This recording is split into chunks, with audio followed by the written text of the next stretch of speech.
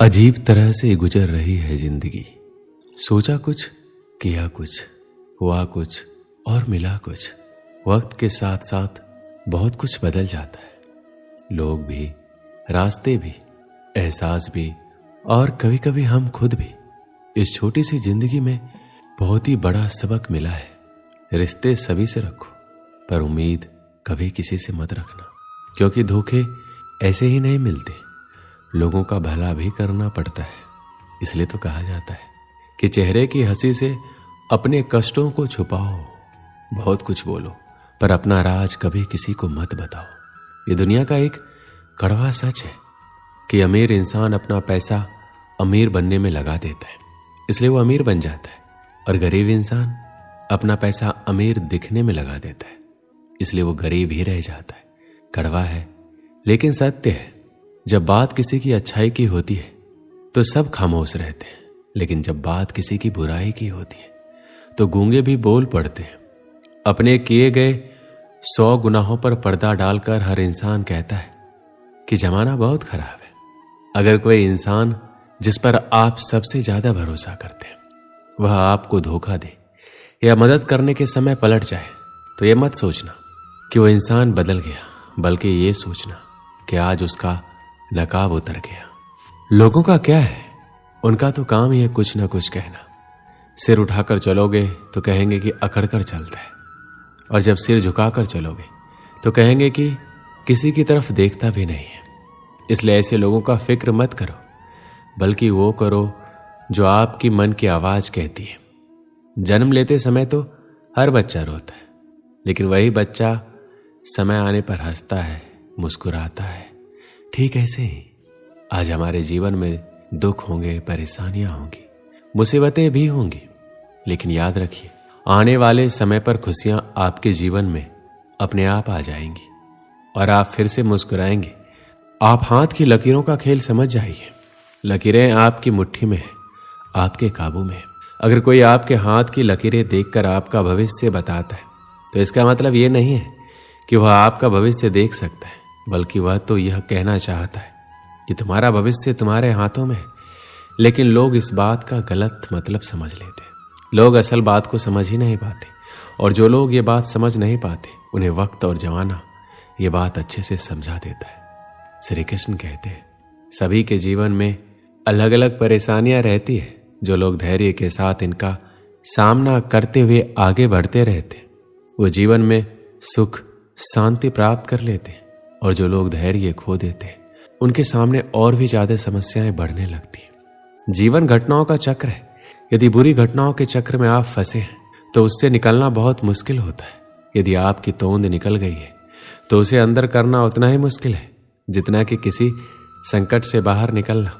यदि आपको किसी भी प्रकार का रोग है, सुख है, धन का अभाव है, या किसी भी प्रकार के संकट से आप घिरे हुए हैं, तो हम आपको बताएंगे ऐसे तरीके जिन पर अमल करके आप सुखमय जीवन बना सकते हैं।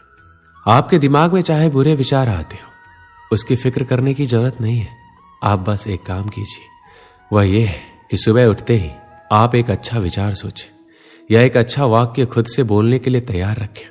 जैसे कि आज मैं बहुत खुश हूं, आज मेरी मनोकामना पूर्ण होगी, या मैं बहुत अच्छे विचारों वाला व्यक्ति हूं।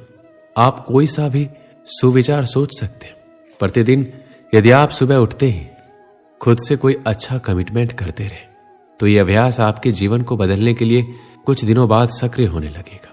आपका मस्तिष्क ही आपका भविष्य निर्माण करता है। खुद को अच्छे वाक्यों से प्रेरित करते रहे। नकारात्मक सोच एवं विचारों से बचने के लिए जरूरी है कि स्वयं को मोटिवेट करते रहें। ज्यादातर सफल और कामयाब लोग सुबह जल्दी ही उठते हैं, क्योंकि उन्हें अपने दिन का निर्माण सही और सकारात्मक सोच से करना होता है ताकि वो कामयाबी हासिल कर सके। इसके अलावा सुबह जल्दी उठने से हमारी सेहत अच्छी रहती है, हमारा दिमाग तरोताजा रहता है, और ऐसे वातावरण में हम अपने दिन का नियोजन अच्छे से कर सकते हैं। कुछ पाने के लिए कुछ खोना पड़ता है, इसलिए अच्छे भविष्य का निर्माण करना है तो आपको अपनी नींद का त्याग करना ही पड़ेगा। हम सबको सुबह सुबह बहुत नींद आती है, पर आपको खुद पे नियंत्रण रख के नींद का त्याग करके सुबह जल्दी उठना ही पड़ेगा। आजकल लोगों में देखा गया है अगर कोई गलती करता है तो हम उसे माफ नहीं करते, अगर किसी ने कुछ बोल दिया तो उसको दिल से लगा लेते और वही सब सोच सोच के अपना समय व्यर्थ गवा देते। अगर किसी ने कुछ कह दिया है और आप उसको लेकर अगर सोचने बैठे हैं तो इसका मतलब यह है कि आपके दिमाग का नियंत्रण किसी और के पास है। किसी ने आपको भड़का दिया, आप भड़क गए। किसी ने कुछ कह दिया, उसका मुंह तोड़ जवाब देने में लग गए। ऐसे लोग बस आपका समय बर्बाद करते हैं ताकि आप अपनी मंजिल तक ना पहुंच सके। इसलिए इन सब बातों को अनदेखा करके आप अपने लक्ष्य के प्रति अग्रसर रहें। कोई कुछ भी कहे, कुछ भी करे, आपका अपना ध्यान भटकने ना दे और लक्ष्य को केंद्रित करें। जब आपके ऊपर किसी की बातों का और हरकतों का असर ना पड़े तो समझ जाइए कि आपकी सफलता आपके बहुत करीब है और आपको आपकी मंजिल से कोई भटका नहीं सकता। सजा देने वाले से ज्यादा बड़ा माफ करने वाला होता है। इस लोगों की गलतियों को माफ करते जाइए और मंजिल की तरफ बढ़ते जाइए। आपको कोई नहीं रोक सकता।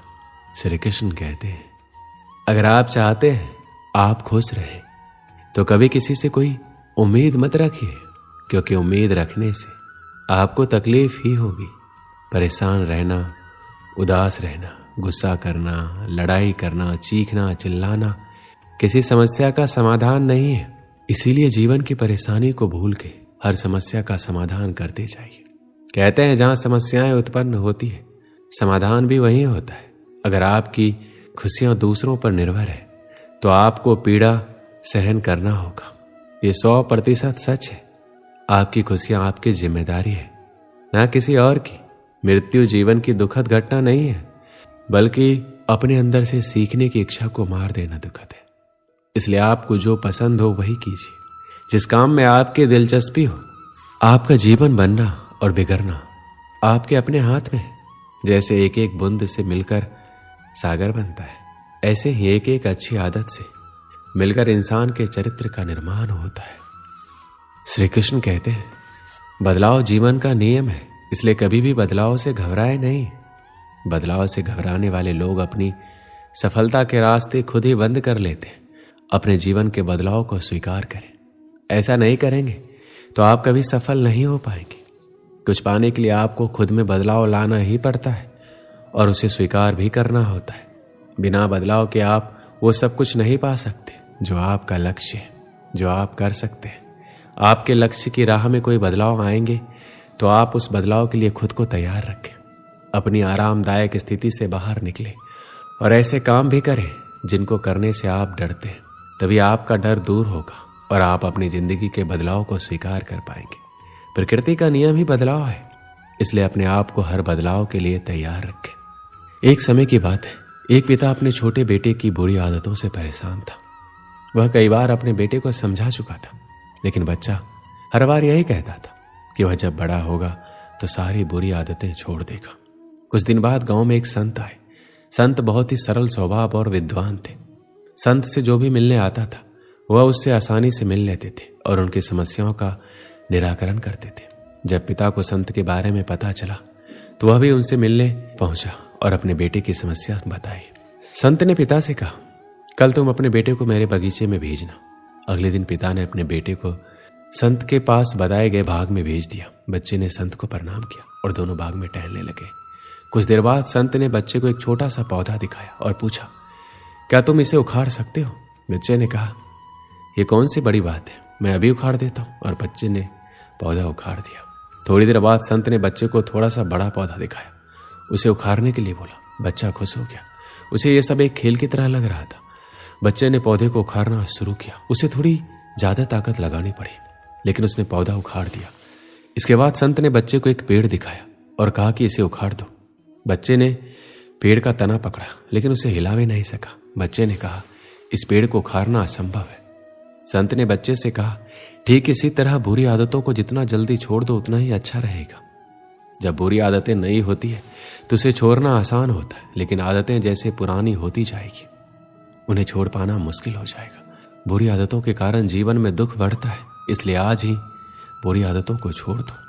वो बच्चा इस बात को समझ चुका था। दोस्तों, इस वीडियो में बस इतना ही। मिलते हैं अगले वीडियो में। अपना ख्याल रखिएगा। जय श्री कृष्ण।